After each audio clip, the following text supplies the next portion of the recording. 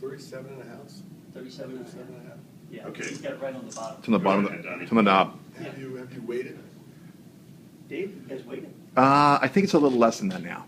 I think it's 37.1 now. Yeah. Depends on how the bat is stored.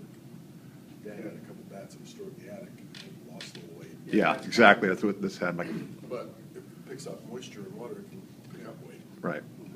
Now, how does it feel to swing Lou Gehrig's bat? It's really cool.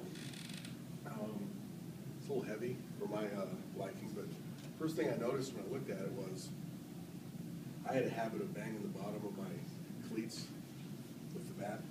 It puts these little marks on here. And I haven't seen too many people that do that. And what that is the bottom of the cleat hitting on there. And my dad would tell me that I'm damaging the bat. It was just one of those habits that would knock the dirt out of your cleats.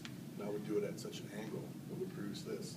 So I'm really pleased to see that we have that in common. I haven't seen too many other players that do that. That's cool. Dad tried to get me to do it this way. I banged it down here, and I said, I don't want to hold my handle with those marks. I'd rather have the marks down here. So that's cool. Nice. Cool. It's a nice big bat. Handle's a little thicker than the handle I would swing with. But I think most bats during that time were all about the construction of the bat that would last a long time. So the thicker handles were pretty popular. See special memories thinking about Gehrig and the record you broke while you're holding that bat? Well, I mean, it's ironic.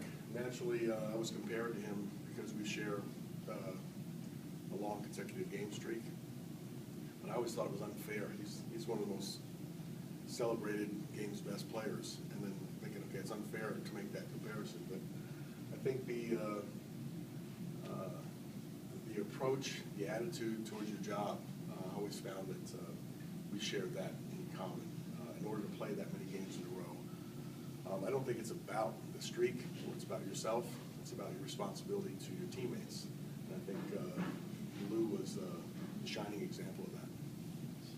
Nice. Great. Whenever you broke the record that night, did you feel a special connection with them, and has it lasted, or? Well, at first I didn't want to actually know much about Lou, because the thing that I wanted to guard against the most. One second. No. Yes. Hang on 1 second. I want to check one thing.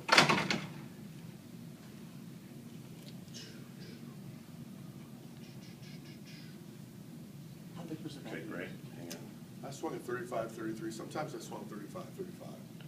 When I wasn't swinging real well, I thought I'd get a bigger bat and not swing as hard. Okay, Donnie, you're on. Okay. You're all good? Right. Great. Now, let me throw it away again. Any special connection with Lou's bat, feeling it, and thinking, whenever you broke the record that night, and just thinking about him? Well, it's a great feeling to know that we're a couple of the only guys in the world that knew what it felt like to play in 2,000 games. And there was a special connection, a special bond through that. And to me, the attitude, the approach of the game was that connection.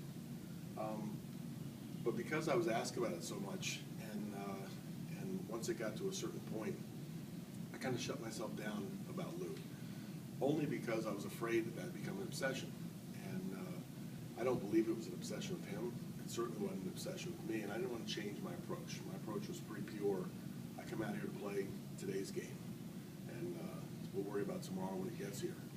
And I think that sort of work ethic, that sort of approach is how Lou did it, and certainly how I did. So, yeah, it makes me feel kind of connected, and seeing the marks on the bat makes me feel happy. And just holding the bat makes you feel like you go back in time, and you do share that love of baseball with everybody that's ever picked up a bat. Would you have used that one in a game? Not quite your style of bat? Well, the bat handle's a little bit thicker for me. I like the thinner handle, so it made it feel like you had a golf club effect where you throw the head. Eddie Murray had a thicker handle bat. Occasionally I would use his bat just to get a change in here. So if I was Lou's teammate, I'd talk him into letting me use his bat once or twice. Now, what about your collection? You're a sports collector too, right? You got some things at home. Do you think Lou Gehrig? I'm a junk collector, I think, not necessarily a sports collector. I don't. I'm a pack rat would be a better way to describe me. I don't like to throw anything away, so I have virtually everything from when I was a kid to till now. And it's fun to go back and kind of look through it and sort it out. It brings back memories for me, but I haven't actively collected other players, but it's been an interesting journey all the way through the minor leagues with my dad as a kid for the first 14 years. And again, programs and those things, I cherished those items. So I have some pretty good stuff. Nice, nice. Hang Now, on, let me go get a different shirt. yeah, yeah. Okay. You're a little short, you gotta get taller. All right. Hang on, I like that, that's nice. great. Okay. It's looking good. Let me do my guess. Okay, good, you can go. Okay. So, Cal, like, you know, if I walked into your house, what piece of memorabilia or junk that you collected, sports things, what's your favorite piece? That's a hard one. I don't know if I have one piece. One place in my house that I'm proud of that not too many people know.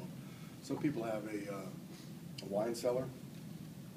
I don't particularly have a wine cellar, although I store wine in certain areas. But I have a bat room.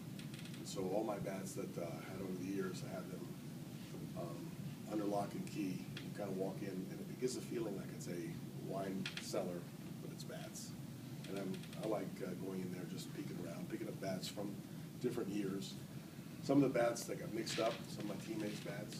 I picked up an Ichiro bat the other day, which I didn't know I had. I went to Japan, and he had signed a bat for me, and it was sitting in there in my bat room. So it's almost like pulling those out, looking at the label, putting them back in. It's pretty cool. That's awesome. So I'm proud of that. Some of my early cards, I think the Charlotte card, most of those cards that they made, it was a very limited edition, and a lot of those cards got burnt up in a fire. So there's very few of those around, quite a few of those too. So they're pretty cool to go back and look at. Nice, nice. Wanna buy to this bat? Yeah. Do I want to buy this bat? No, but I could bring my record-breaking bat to the table, and it would be a nice set, wouldn't it? Very cool. That'd be a really Absolutely. nice set. That'd be a really nice set. Yeah.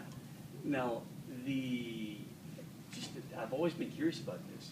Like, I remember being in Baltimore that I guess you get a choice between being a pitcher professionally or you know, or playing every day. I created most of the attention from the scouts by pitching, so they came around to see me play.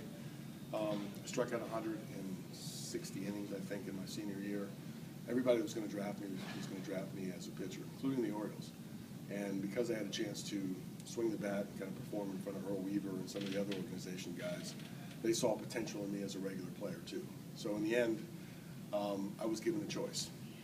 And that choice was, do you want to be a pitcher or do you want to be a regular player? And there's a huge irony here. I said pitchers get to play 1 out of every 5 days. I want to play every day. And so that's how I started my career. And it's ironic that I was able to play almost virtually every day. That's really great. That's really great. Now, can we get you taking a couple swings with it? I don't know, it's been a while. Yeah, yeah. Is it like, My mom said you're not supposed to swing the bat in the house. But I'll make an exception. Hey, Don. Yeah, this bat kind of swings you, it's a heavy bat. but it's very well balanced. My dad used to swing when he played, an 016 model. And it was fat all the way down. And I swung that in high school because he had a few extra bats in the attic, and so that was my supply. And so I choked up a little bit, and it was a 35-35. So it feels a little similar to this right now. Yeah, yeah. He was a catcher, right? That was a scrappy catcher, yep. Wow, still nice. Sweet. All right, I'm gonna come in and get to some shots of his hands real quick on the bat. Lou wear batting gloves. They have batting gloves invented by that time. Oh, yeah, yeah. Hey, Cal, one other thing. The proceeds from this bat, I forgot to mention. Sorry about that, bud. The proceeds from this bat. Hang on, Don. Okay, let me get it. Give me one more second. This guy wasn't so darn tall. His name's Fred, by the way, Fred. Yeah. Okay, you're on. My- All good. Fred, who's selling the bat, the proceeds are gonna go to cancer. You know, hey, Dave, give me the details of it. My good friend, Fred Shioda, he is selling the bat to help a friend who's dying of cancer in his family. So it's a neat story. Yeah. yeah, with the Gehrig connection with it, you know, but, yeah. I mean, items like this create a lot of excitement. It does connect you to, you know, Lou and the era in which he played in, which a lot of people, you know, think back to.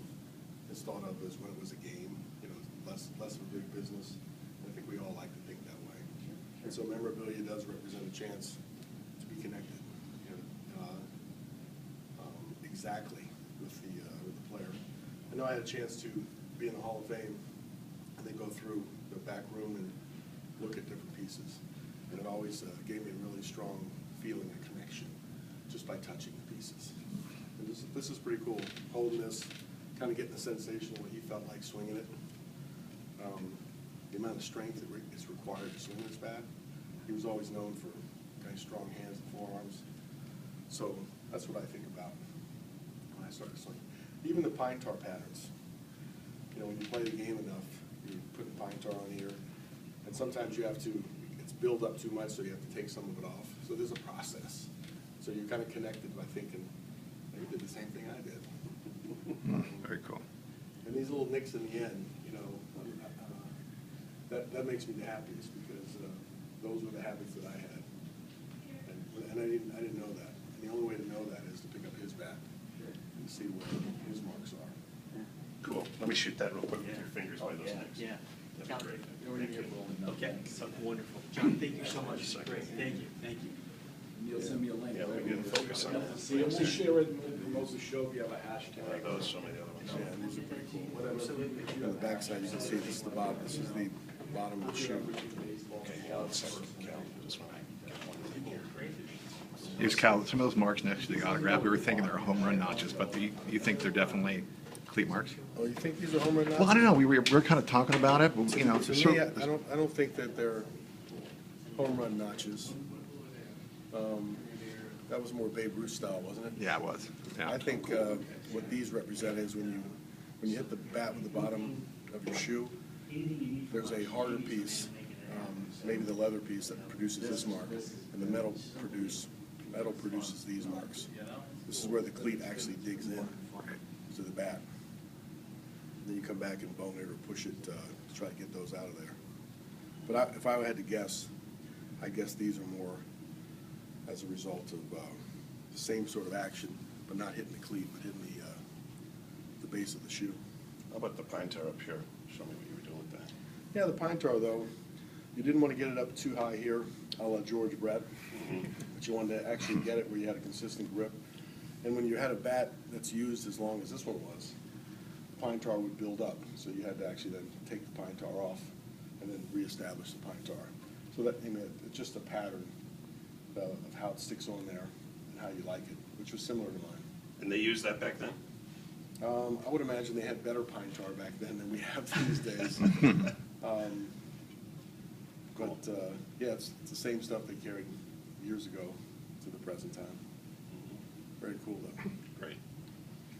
And the fraying of the bat, this was normal, because the bat gets a lot of use down here, and sometimes with when the moisture gets into it and you hit the ball, not always where you're supposed to, it starts to develop some fraying. And I used to hate this too, because you have a perfectly good bat, and it starts to fray down here. It makes you feel like the place that you hit the bat with is becoming weaker. I also saw a hairline fracture down here. Right. Yeah, this bat was broken right here. Some nails in there.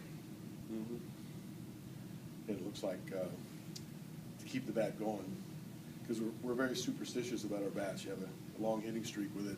Would he have played with it after he put nails in? I think it's possible, yeah. This fracture is not so bad. Looks like he might even have tape over top of the nails. But yeah. So that's legit. I mean, you really could still hit a home run with nails in the bat? I haven't done it because I was too afraid, but I've heard of other players that did. And it gets inside your head. Either you believe that this little fracture is not much, or it means a lot. To me, I was always fearful that I'd square one up and the structure of the bat would break, and I should have had a home run, and I didn't. But now, looking at this piece of wood, very dense, very heavy, good piece of wood. Yeah, Great. I could hit a home run in BP with this thing, Sweet. even now. Awesome. Nice. All good, Donnie. That's great. Cal, thank you so much. Thank you. That was Hey, great. Cal, my buddy Fred, it's an emotional sell for him. He's helping his buddy out. Would you mind saying something to Fred real quick? My buddy Fred. I heard the story a little bit, Fred. I think it's a very admirable thing you're doing. Many times, things that we're closest to has the most value. I'm sure you love this, but what you're doing with it is great. Thanks a lot, Cal. I really Sorry, appreciate guys, we that. gotta roll count.